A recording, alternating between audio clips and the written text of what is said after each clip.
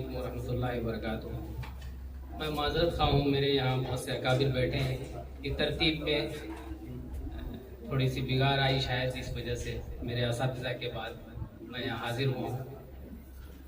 میرے استاذ محترم حضرت مولانا ابصار صاحب یہاں موجود ہیں، جن سے میں نے درسی کتابیں بھی پڑھی ہیں اور خارجی طور پر بھی بہت سی کتابوں میں نے ان سے وقت لیا ہے۔ ابھی جو وہ بیان کر رہے تھے، میرا دل بہت ٹوٹ سا گیا تھا، میں بہت نمدیدہ ہوا۔ انہی کے ساتھ میں حضرت مولانا سید سلمان حسینی صاحب کے وہ جو قریہ قریہ بستی بستی جا کر ان کے جو اصلاح معاشرہ کا پروگرام تھا، اس میں میں حضرت مولانا ابصار صاحب کے ساتھ ہوا کرتا تھا، اور جو واقعہ انہوں نے بیان کیا، ان واقعات میں سے چند دنوں کی مدت میری بھی اس میں گزری ہے، اس لیے میں بیان کرنے کے قابل نہیں رہا۔ بس یہی میں کہہ سکتا ہوں کہ اس وقت جو ہم سب بیٹھے ہیں، وہ ایک عالمی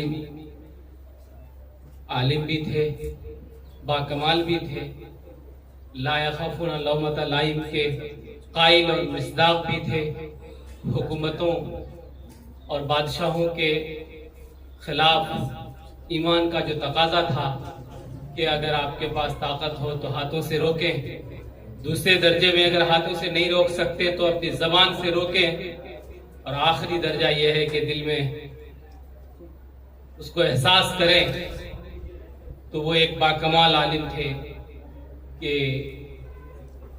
ملک میں اور بیرون ملک میں میڈیا، سوشل میڈیا اور تقریر و تحریر سے لا یخافون لومۃ لائم کا مکمل قائل اور مصداق رہے، کبھی بھی حق کے خلاف پیچھے نہیں ہٹے۔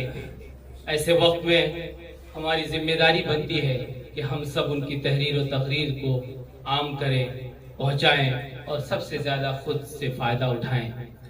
آخری بات میری یہ ہے کہ ہم جب بھی کوئی نیک کام کرتے ہیں، اس میں جو نیکیاں ملتی ہے اس کا نام ثواب ہے۔ وہی نیکیاں جب دوسروں کو پہنچانے کی نیت کی جائے تو ایصال ثواب ہے۔